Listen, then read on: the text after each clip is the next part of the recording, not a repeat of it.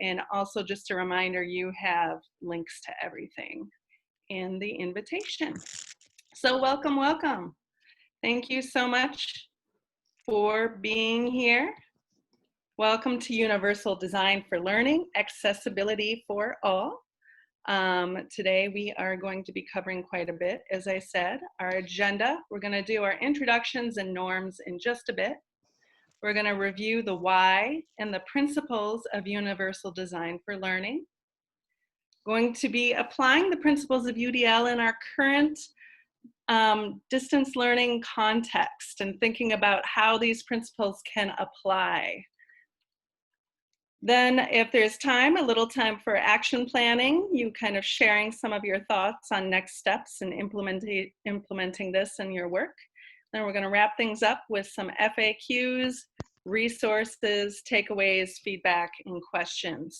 Please keep in mind, this is just a 1-hour overview of the principles of UDL.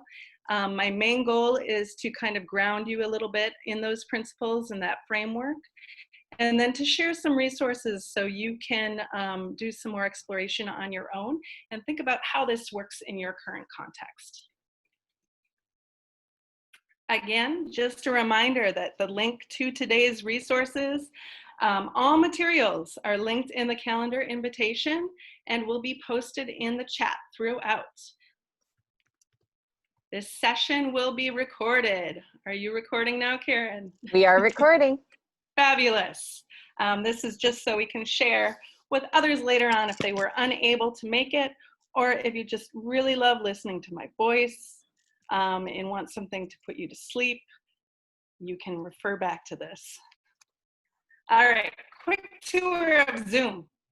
Just a reminder, the mute unmute is on the bottom left. Best practice is to please mute your mic unless speaking to limit background noise. And actually, I'm going to ask you to keep your mic muted throughout unless your name is Karen Biaski Simon.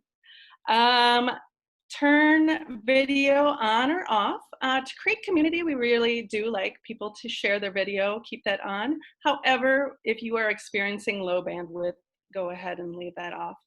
And then the chat. If you do have questions, comments, you can send that in the chat, that little chat bubble, and you can send to everyone or you can select a person. If you send it to me, most likely I'm not going to see it until afterwards as I'm focusing on presenting. Questions come up, go ahead and put them in the chat. Karen's going to do her best to answer some of those or alert me if there are questions that are coming up a lot. But we're also going to be covering a lot during this presentation. So hopefully many of your questions will be answered or you'll be directed to the resource that can answer it. Just some things about renaming yourself. Click on that participants at the bottom of the screen, find your name over it, and you can click and rename, add your first and last name. Again, just a reminder that if you're having issues with bandwidth, you can also call in. There's a number in the invitation, and this will be recorded as well. And managing multiple screens, because there will be several links that we'll be looking at. For Mac users, the F3 at the top of the keyboard should show you all the screens you have, and for PC, Alt and Tab. Our norms. Let's go ahead and ground ourselves in our norms. Our SFUSD, hopefully the top 3 are familiar to you. So first of all, we keep equity at the center for students and adults. We want to be part of the solution. We want to be present and engaged. I just fed my cats right now, so I can remain present and engaged, and they will not be bugging me during this time. What's learned here leaves here. So this is really important because this is professional development, and I realize that this is just a one-off, but we really want you to think about what can you apply in your context. And finally, confidentiality. Please no naming students or anything or colleagues or anything like that in the chat or aloud. Okay, introductions. My name is Kat Weinberg. I'm your facilitator today. I work in the Office of Professional Growth and Development in the SFUSD induction program. And my background is as a special educator, and as part of my work as a program administrator in SIP, I do a SPED PD series. My moderator here is Karen Biaski-Simons. Karen, Hi, you want to all. say hi? Hello, all. How are you? Yes. She is also in the SIP team and is a peer coach. So she's going to do her best to keep up with the chat. Connector. So in the chat, I'm going to show you a quote in just a little bit. And I want you to read that quote and reflect on it and think about what are your thoughts on that quote. Write that along with your name, site, and position. Name, site, and position, and thoughts on the quote. We've got Howard Gardner here. The biggest mistake of past centuries in teaching has been to treat all children as if they were variants of the same individual, and thus to feel justified in teaching them all the same subjects in the same way. So thinking about that quote, go ahead, type a couple word response in the chat. Can you please either repeat that or put it in chat? Oh, the quote itself? Never mind, I see it now.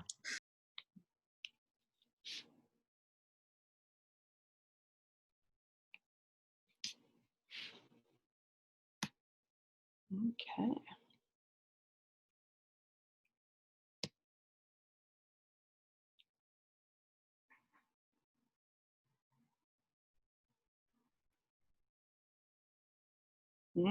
Yeah, everybody is different in their own wonderful way. Yes, different needs for different individuals. We are not raising a monoculture crop. Yep, fabulous. Thank you all for your reflection on this. This is just to kind of ground us. Thank you.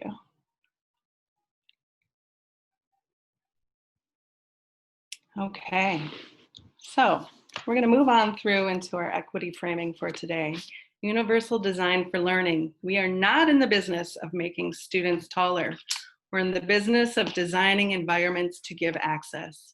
I think many of you are probably familiar with this graphic. I know in the past it's been more of a focus on those first three pictures.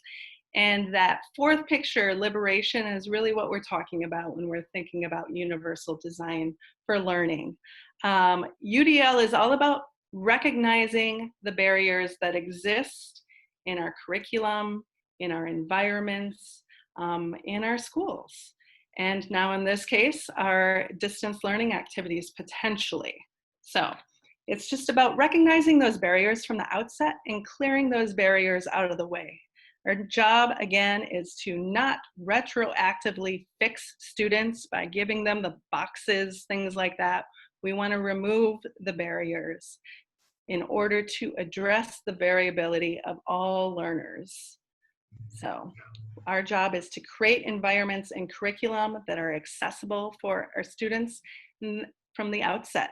And the more we do that from the outset, the less we have to do on the back end. Yes, of course, we're always going to have students who need specialized instruction, modifications, things like that, but we want to do as much from the outset as possible. Inclusion, it's the law. In special education, we have something called least restrictive environment, which means to the maximum extent appropriate, individuals with exceptional needs are educated with children who are not disabled.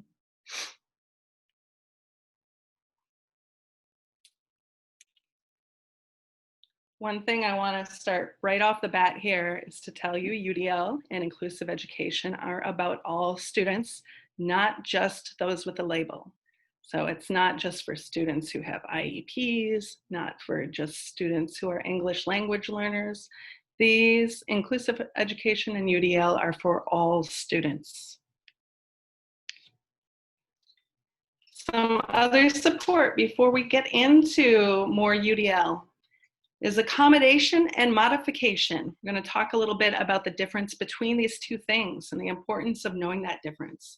And accommodation is a change made to the teaching or testing procedures in order to provide a student with access to information and to create an equal opportunity to demonstrate knowledge and skills. It's the how. How are we giving the access to the content? And accommodation can be used for all students. A modification is when we change the what the student is expected to learn and or demonstrate.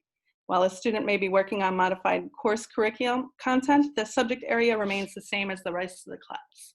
So the what, that's when we're looking at actually changing the standards. A modification, if we focus too much on modifications, that limits a student's access to the standards. Once they get to high school, if they have an IEP, that could potentially put them on a certificate track as opposed to a diploma track. So it's very important to recognize that difference between accommodation and modification. In the chat, we're going to go over a couple of examples, and I'll show you on our next screen. I want you to think about which of these examples are accommodations and which are modifications. You're going to write your number and the answer, just an A or an M. So again, which are modifications, the what, and which are accommodations, the how. Here we go. Number one. A student receives a copy of notes that will be covered in teacher's lecture for the day. Is that an accommodation or a modification?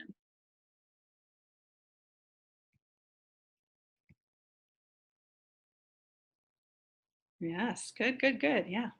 In this case, it is an accommodation because, oops, let me go back here as I try to exit out of the chat.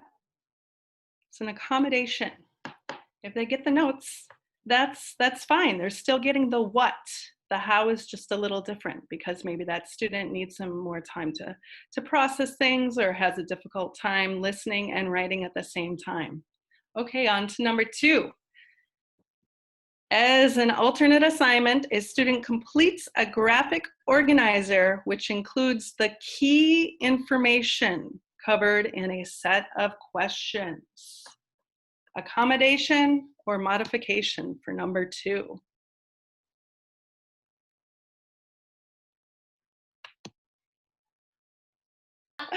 This is the time though, as I was talking about, it really depends on the context. Yeah. So saying if your goal of the assignment and if the standard is around like writing a paragraph, something like that, then the alternate assignment is asking you to do something different. Mm-hmm. However, if it's just about key components and you want them to access key information and they're still getting, and that's your standard you're working on, then it's an accommodation. So tricky. All right, number three, student accesses, and we're gonna go through this super quickly now since I got kicked off. Student accesses a narrative reading through an audio digital version that he can see and hear at the same time. Accommodation or modification?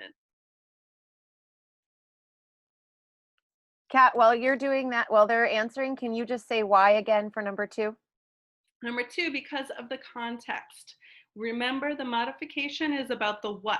So if your standard is just that you want them to get some key information, it's fine that it's an alternate assignment. But if your standard is, for instance, writing full paragraphs, things like that, then the graphic organizer is not going to meet that standard. All right, we got a lot of A's for this one, Kat. Are they right or not? Well, yes. But this one's tricky too. Is there a time when having the reading could be considered actually, having the narrative reading actually is a modification? It could be if it's an assessment on reading. Otherwise, yes, indeed, it's an accommodation when you provide that reading through audio digital version that they can see and hear at the same time. Number four, instead of an essay addressing cause and effect of an historical event, a student writes a timeline for the period and labels with the big ideas. Accommodation or modification for number 4. Indeed, it is a modification Oh, yeah. because they're asking you to address cause and effect. Does a timeline explicitly show cause and effect? It does not. So if that is your standard for the class, cause and effect, it would not meet that. Okay, that was a fun game. Let's please not get kicked off again, Kat. So with all that in mind, a teacher is responsible for your standards-based curriculum, your local benchmark to meet standards, learner expectations, a class of 28 to 40 diverse learners, now in a virtual context or a distance learning context. So what are you supposed to do with all of that? Well, that's where universal design for learning comes in. All right, I'm going to show us a video right now. And unplugging my headphones so you can hear the audio. In the chat, as you're watching this video, think of a time when one student led you to change your practice for all.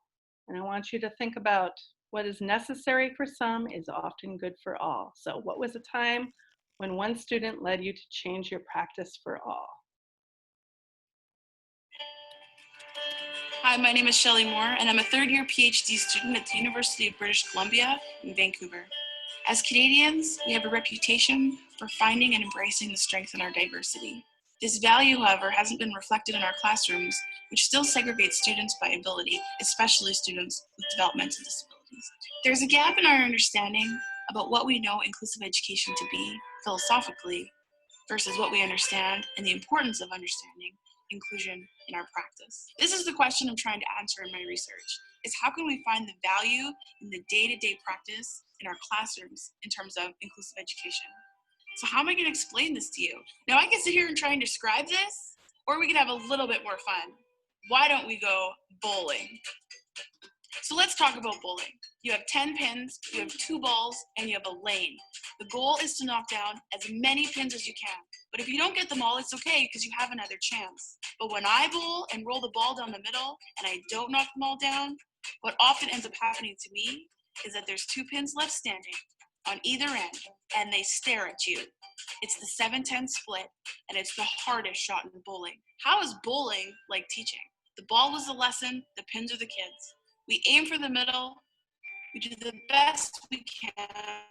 The pins that are left standing, we often have another chance to kind of get to them, but at the end of the day, those 2 pins that are staring, looking at you, are kids who need the most support and are kids who need the most challenge. So we end up choosing one, and the other one is left standing. I just took all the fun out of bowling. Now, I don't know how many times you've watched professional bowling, but I spent an afternoon watching professional bowling, and let me tell you, there was not one bowler who rolled that ball down the middle of the lane. They throw the ball down the lane at a curve.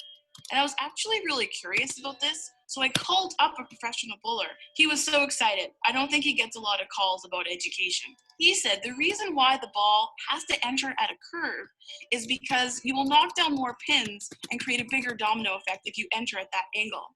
But in order to do that, you have to change your aim. In order to knock down the most pins with one shot, he aims for the pins that are the hardest to hit. Now let's just let this sink in for a second. We are taught to teach the head pins. We are not taught to teach the kids who are the furthest and the hardest to get to, the kids with autism, the kids with Down syndrome. The part that's critical here, and it really aligns with universal design for learning, is that so often the supports that we design for those kids on the outside of the lane are actually supports that all of the kids need. This is the part we need to understand if inclusive education is going to move forward in Canada. How can we find this value of diversity in our classrooms between the students? This is not just important for the outside pins, but it's critical for every single one of us. And just think, all we need to do is change our aim. Look how bowling changed education.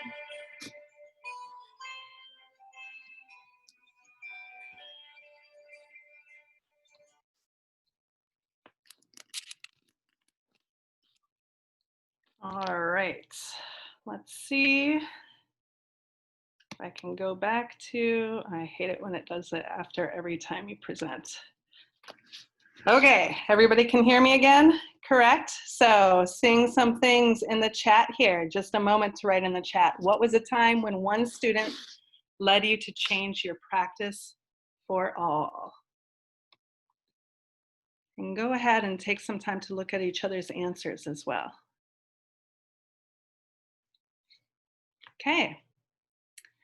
Universal design for learning is actually, or universal design itself is actually a civil rights legacy. The pictures give you a little hint here on where this came out of, but anybody have an idea of what context universal design originally came out of? What field? Yes. Yes, I saw right away. I think it was Katie up top said architecture. Architecture and design is correct. So when you see things like curb cuts, that is from universal design. Access for all. And when you give that access for all, think about who uses this ramp now to the right. It's not just people who have wheelchairs, it's cyclists, people with strollers, all of that good stuff. So when we clear a path, we actually clear a path for all. Okay, now let's think a little bit about why universal design for learning and understanding learning variability. So if we think about nationwide, so these statistics come from the National Center for Educational Statistics and the Learning Disability Association of America for that bottom one. So 13% of students have an IEP. 9.2% are English language learners nationwide. 6.7% are academically gifted. 20% of our students live in poverty. And 30 to 50% of students diagnosed with ADHD also have a specific learning disability. So thinking about these stats, but there's one stat missing. 100% of students learn differently. We need to get away from this myth of the average. And if you look into this, there's actually quite a few good TED Talks, podcasts, things like that around this. We have this idea that there's average, and quite often you'll see a focus on the average. But the average student is a myth.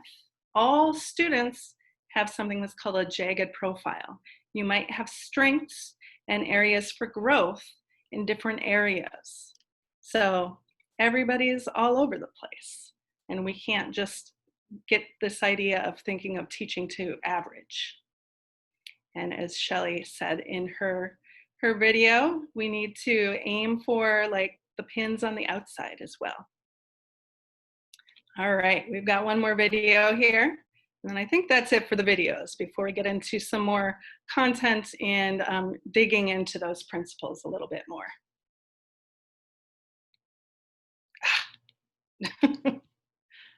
Come on, there we go.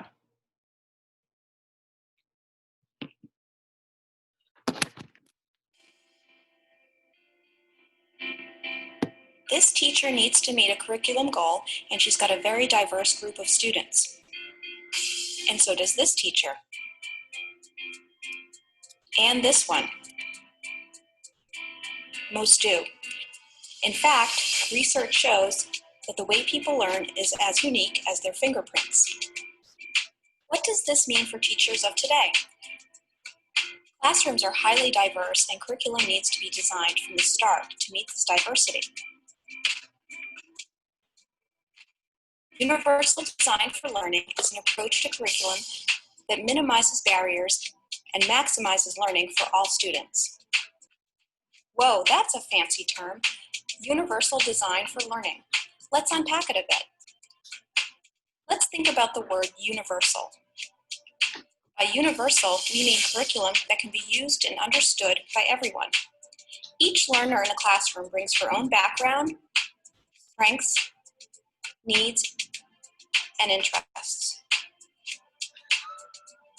Curriculum should provide genuine learning opportunities for each and every student. Now let's think about the word learning. Learning is not one thing. Neuroscience tells us that our brains have three broad networks: one for recognition, the what of learning, one for skills and strategies, the how of learning, and one for caring and prioritizing, the why of learning. Students need to gain knowledge, skills, and enthusiasm for learning, and a curriculum needs to help them do all three. But every learner is unique, and one size does not fit all. So how do we make a curriculum that challenges and engages diverse learners? This is where the word design comes in. A universally designed building is planned to be flexible and to accommodate all kinds of users, with and without disabilities.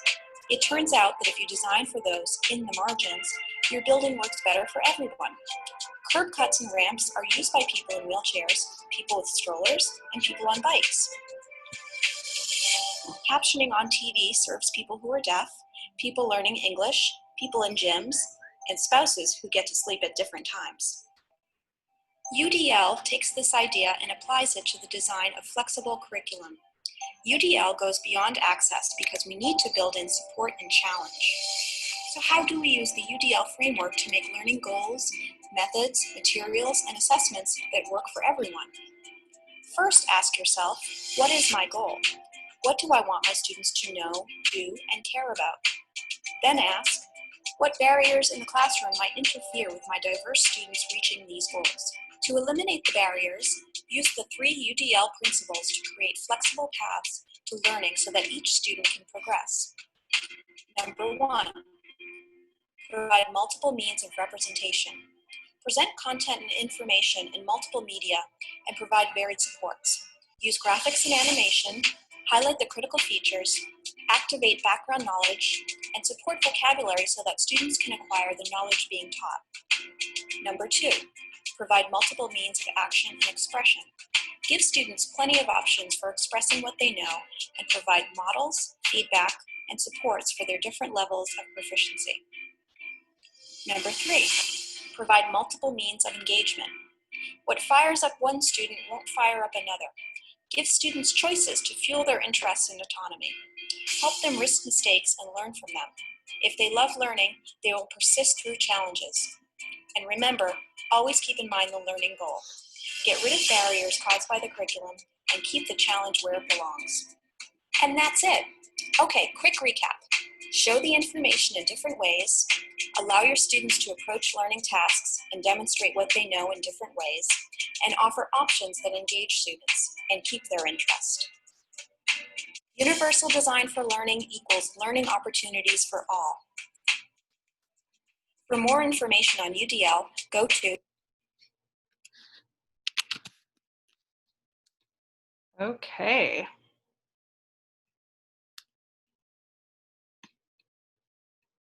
So that was a video from cast.org. CAST is essentially the clearinghouse for all things UDL. They've been a leader in the field for quite a long time. CAST stands for the Center for Applied Special Technology. Okay, so in the chat, let's take a couple minutes here or a minute here to add in what are the key ideas of universal design for learning, and or how is this approach to lesson planning similar to or different from how you might typically approach planning lessons? As we're doing that, just want to say whenever I watch that video, her voice reminds me of Pam from The Office. So I don't know if anybody else agrees with me, but that's what I'm thinking. So again, in the chat, key ideas of UDL and how is this approach similar or different from how you might typically approach planning lessons? Let's see what we get here. Yes.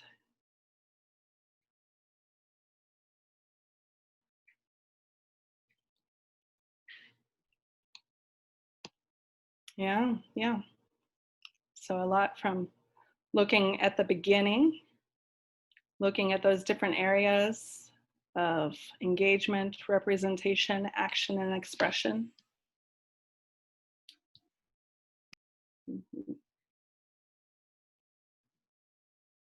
Okay, so let's dig a little deeper into the Universal Design for Learning principles. This is one of my favorite quotes from Albert Einstein. That I think goes well with this comic here. So everybody is a genius, but if you judge a fish by its ability to climb a tree, it will live its whole life believing that it's stupid. So just to ground us in these next few principles.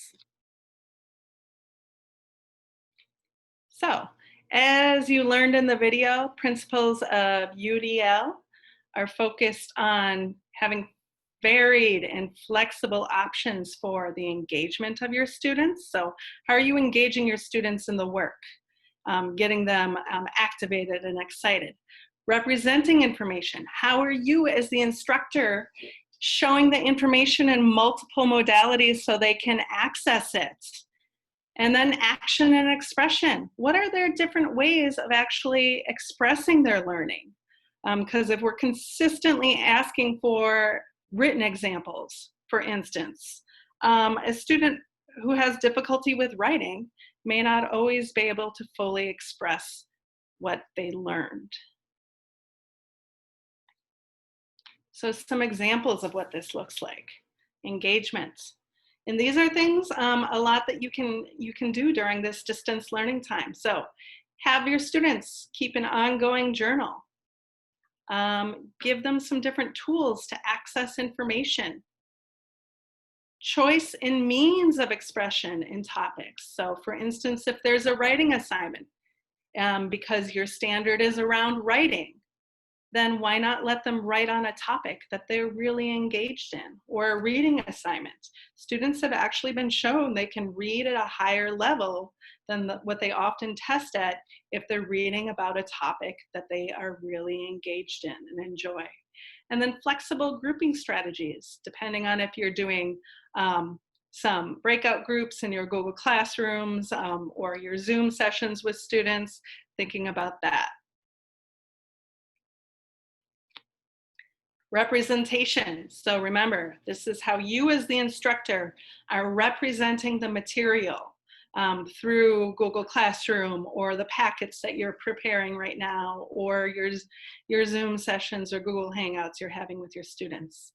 You might do some read aloud or have a recording of you reading aloud. Think about fonts, text size, colors, more. Highlight key phrases. You can have them listen to recording. You can have text-to-speech, built-in talking glossaries, built-in language translation, all sorts of ways you can represent material. Finally, multiple means of action and expression. How are your students actually showing what they learned from you? Is it a written response, verbal response, visual art project? Are you giving them lots of different opportunities to choose how they want to show what they learned? This is a great time. Maybe some of them have access to iMovie or want to do some kind of dramatic response. Multimedia, maybe some of them have slides or PowerPoint, things like that. All right, so Karen now is going to post the link to the UDL guidelines in the chat.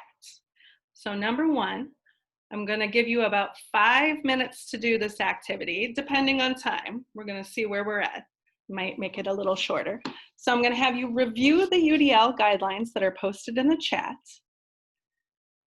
And there's quite a few, and you'll notice there are hyperlinks to all of them. Don't go down that rabbit hole. Just focus on those main guidelines and the principles that are underneath, and you can go back and explore that more later on. I want you to note new ideas, or note something you already do, or something you plan to implement. Or what could this look like in distance learning? Once you're done reviewing and taking a couple notes, in the chat, please share one of the following. A new idea I read was, or I plan to implement, or an example of how this could look in distance learning is, or any of your thoughts on the UDL guidelines. So go ahead, I'm going to set the timer for just a couple minutes for this. Review those and write in the chat, please.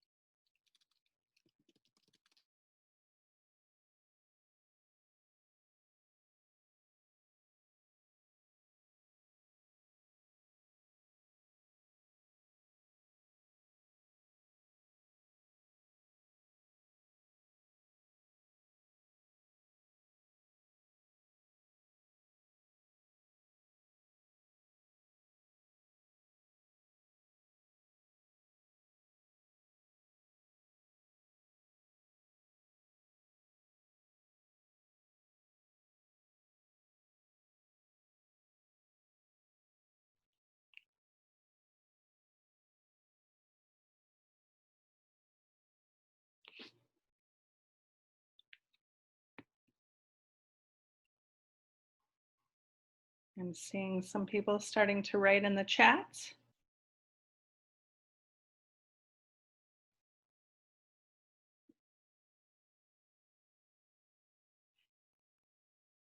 Good, good.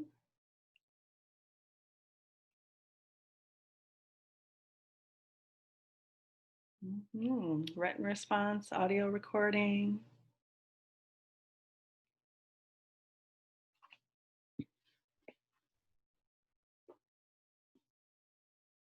Ooh, some examples here.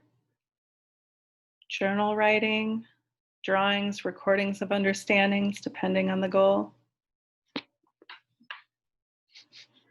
We're going to take just about 1 more minute for this.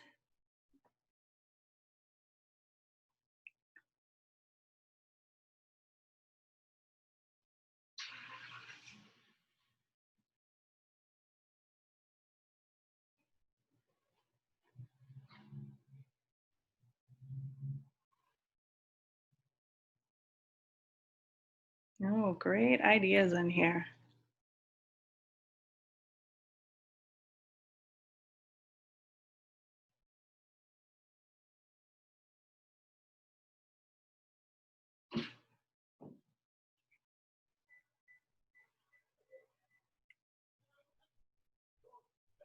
Yes, providing audio, drawing, modeling, lots of options for recruiting interest. Just a couple more seconds here.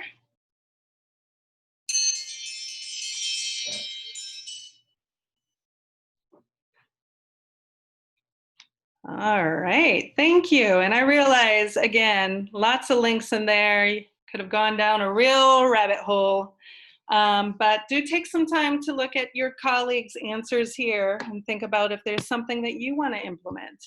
And again, you have this link, you have everything in the invitation, so you can go back and explore more later on. All right. So I also want to offer a couple more resources as we move forward here. As I was researching about how we might apply the universal design for learning pieces to our new distance learning context. So I've linked 2 articles here, Distance Learning, 6 UDL Best Practices for Online Learning, or actually that's a blog post, and then the CAST Remote Learning Resources. Just gives a lot of different resources you can look at more.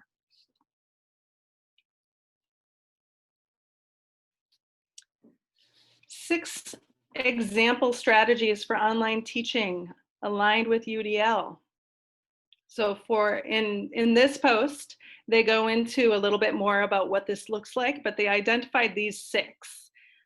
So for instance, for multiple means of engagement, having weekly written communication with your students, whether that's through Google Classroom, through packets you're sending home. Note takers for synchronous sessions. So those sessions you're having on Zoom or on Google Hangout, make sure there's a note taker or you have notes prepared ahead to give to students. Multiple means of representation, posting flexible presentations, different ways they can interact. And again, the blog post goes into that a little bit more. And accessibility of digital materials. Multiple means of action and expression.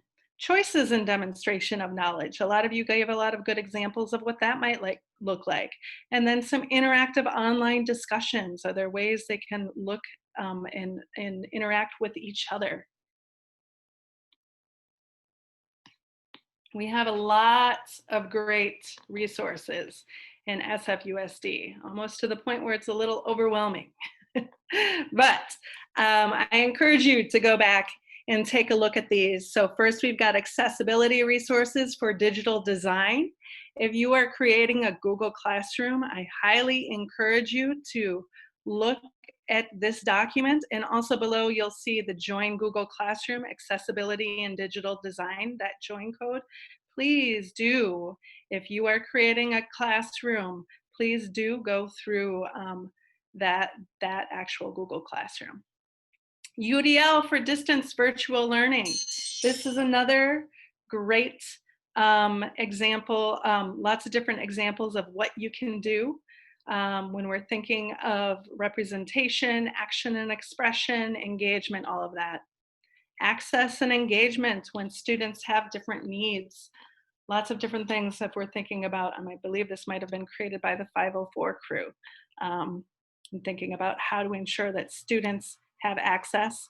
And then finally, the SFUSD Distance Learning Guide, which is a behemoth.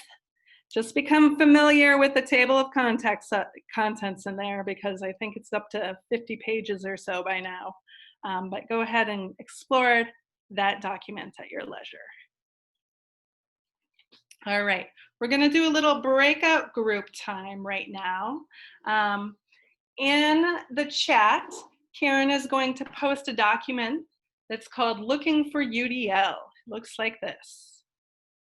And what we're gonna ask you to do, she's gonna put you in breakout groups for 5 minutes. So just 5 minutes.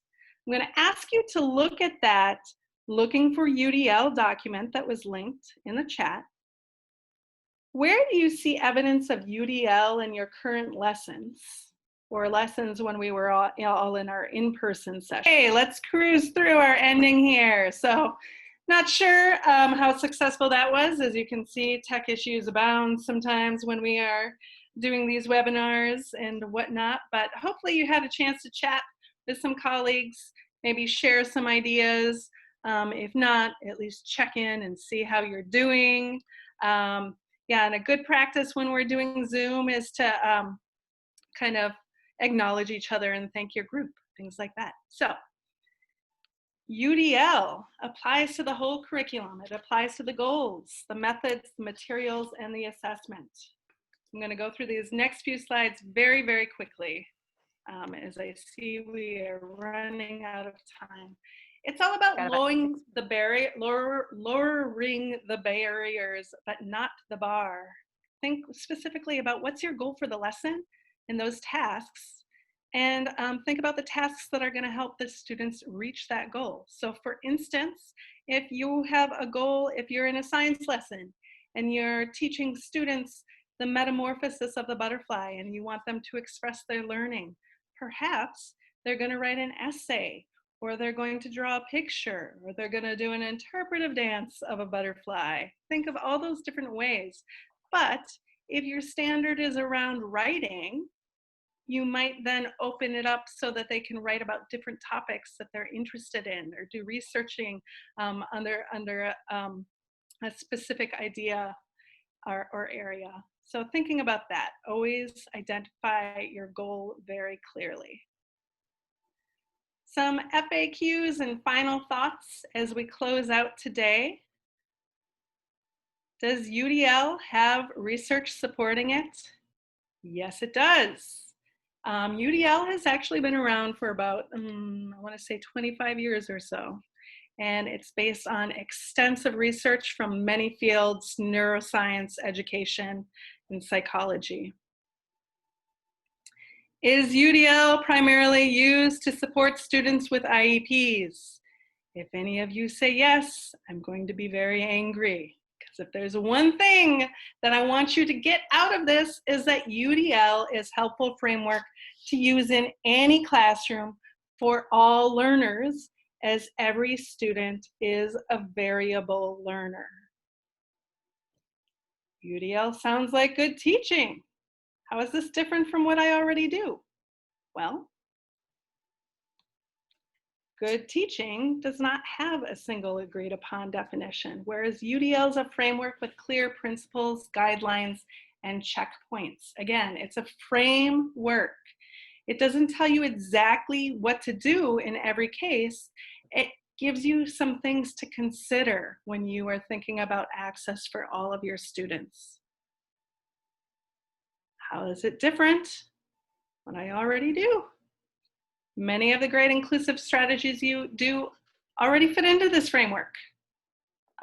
You just might need to deploy them a little more strategically. And then in our distance learning context, if there were materials and technology that were working in your classroom before the closures, maintain that continuity and continue doing that.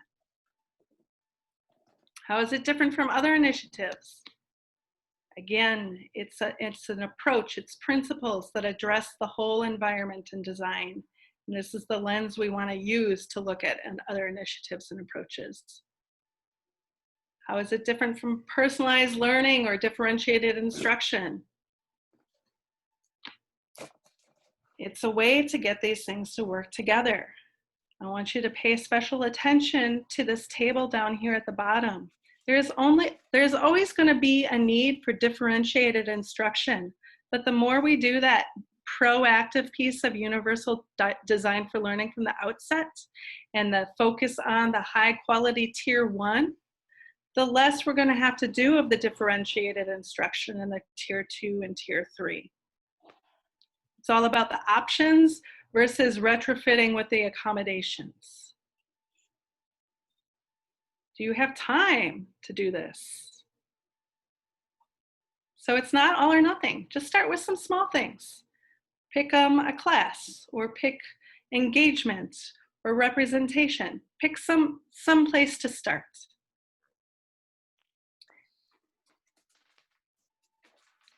Do I have time? It can save time in the long run. So once you've got these things set up and you're proactively planning, you're doing less retroactive, like differentiating things afterwards. Will they be prepared for standardized assessments? Well, who knows if we'll actually be doing those this year? I don't think so, but yes, it's about teaching kids in deeper ways. And it actually was recently written into the assessment section of Every Student Succeeds Act. Just remember, you don't have to be perfect to be amazing. I encourage you to go back to this slide deck later on, as there are many links. The links here are just some resources of some online modules you or any other educator you know can go ahead and do. Lots of different resources here, websites. Hey, Kat. So please, yes. Oh, sorry. Do you happen to know, is there like any ongoing UDL working group or meeting group that exists right now where people could drop in and office hours, share ideas, that kind of thing? Just in our professional growth and development department and our working groups in when we do our group meetings. That's the only one I know of currently. Got it. We used to have one last year, but interest waned a little bit. So we'll see, maybe start that off. Yeah, so final thought. Yeah. Final thoughts and action plan. What are your next steps? What's feasible to begin implementing this year? And what do you need to move forward? Please write one final thought in the chat. One final thought in the chat.